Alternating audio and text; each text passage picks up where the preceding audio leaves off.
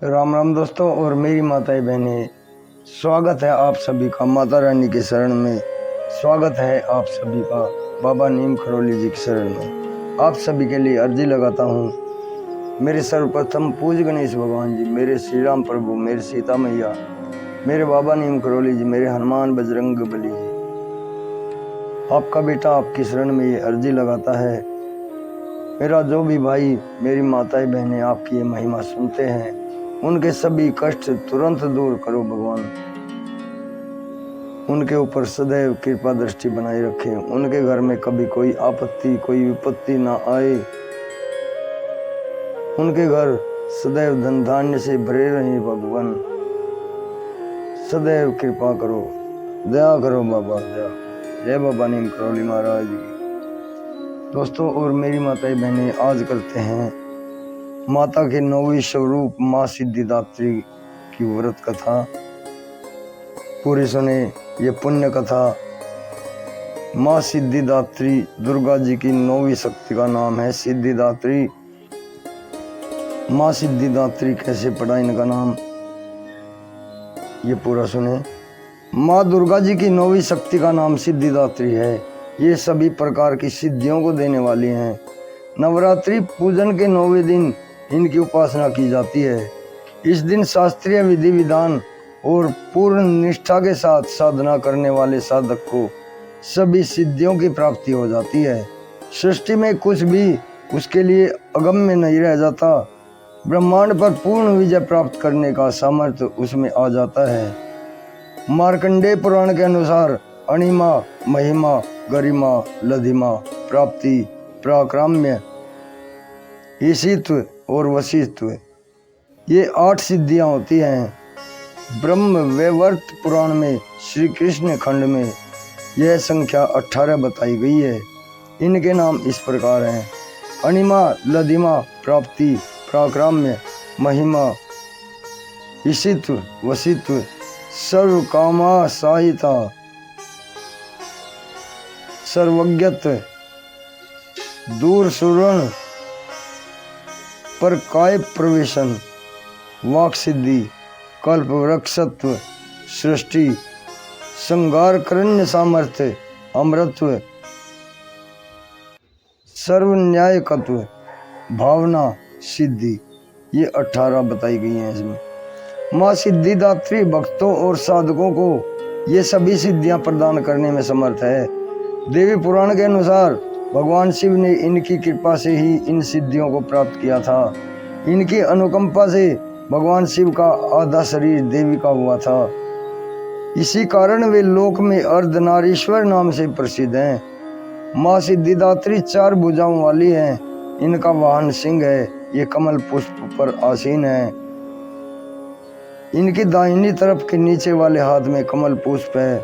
प्रत्येक मनुष्य का यह एक कर्तव्य है कि वह माँ सिद्धिदात्री की कृपा प्राप्त करने के लिए निरंतर प्रयत्न करे, उनकी आराधना की ओर अग्रसर रहे।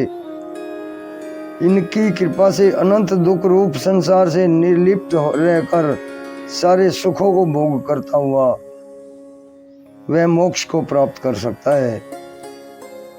9 दुर्गाओं में माँ सिद्धिदात्री अंतिम स्वरूप है। अन्य 8 दुर्गाओं की पूजा उपासना शास्त्रीय विधि विधान के अनुसार करते हुए भक्त दुर्गा पूजा के 9वें दिन इनकी उपासना में प्रवृत्त होते हैं। इन सिद्धिदात्री माँ की उपासना पूर्ण कर लेने के बाद भक्तों और साधकों की लौकिक पारलौकिक सभी प्रकार की कामनाओं की पूर्ति हो जाती है।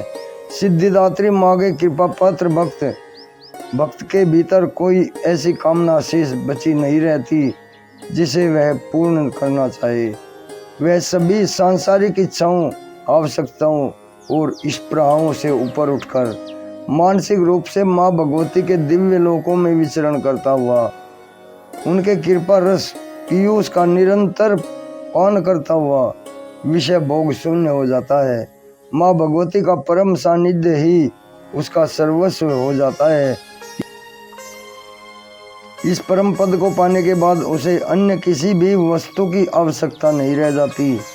माँ के चरणों में यह सानिध्य प्राप्त करने के लिए हमें निरंतर नियमित रहकर उनकी उपासना करनी चाहिए।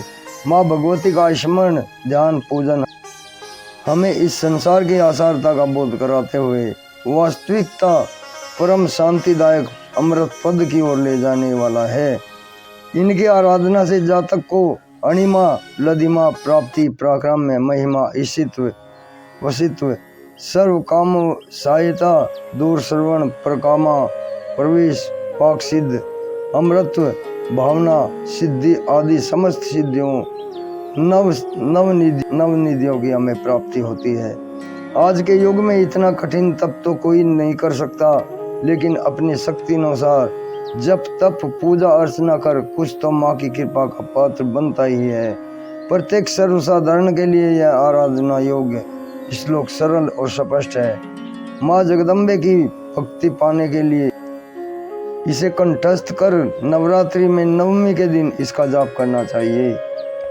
या देवी सर्वभूतेषु माँ सिद्धिदात्री रूपेण संस्थिता नमस्तस्यै नमस्तस्यै नमस्तस्यै नमो नमः। अर्थ है, हे माँ सर्वत्र विराजमान और माँ सिद्धिदात्री के रूप में प्रसिद्ध अम्बे, आपको मेरा बारंबार नमस्कार है या मैं आपको बारंबार प्रणाम करता हूँ। माँ मुझे अपनी कृपा का पात्र बनाओ। दोस्तों और मेरी माताएं बहनें, अब करते हैं नवदुर्गा पाठ। माँ सिद्धिदात्री पाठ संपूर्ण होता है और अब माता की आरती। नवदुर्गा प्रार्थना करते हैं। जय माता की। जय जयकार करो माता की, आओ शरण भवानी की। जय जयकार करो माता की, आओ शरण भवानी की। एक बार सब प्रेम से बोलो, जय दुर्गे महारानी की। पहली देवी शैलपुत्री है, किए बैल पर सवारी। पहली देवी शैलपुत्री है, किए बैल पर सवारी। अर्ध चंद्रमा माथे पर सोए, सुंदर रूप मनोहारी। अर्ध चंद्रमा माथे सोए, सुंदर रूप मनोहारी। लिए कमंडल फूल कमल और रुद्राक्षों की माला। हुई दूसरी ब्रह्मचारिणी, करे जगत का उजियाला। पूर्ण चंद्रमा सी शोभित है, देवी चंद्र घंटा माता। इनके सुमरन निर्बल भी, सबल शत्रु पर जय पाता। चौथी देवी कूष्मांडा है, इनकी लीला है न्यारी। अमृत भरा कलश है, कर में किए बाग की सवारी। कर में कमल सिंह पर आसन, सबका शुभ करने वाली। मंगलमयी स्कंद माता है, जग के दुख हरने वाली। मुनि कात्यायन की कन्या है, सबकी कात्यायनी माँ। दानवता की शत्रु और मानवता की सुखदायिनी माँ। सप्तम काल रात्रि है देवी, महाप्रलय ढाने वाली।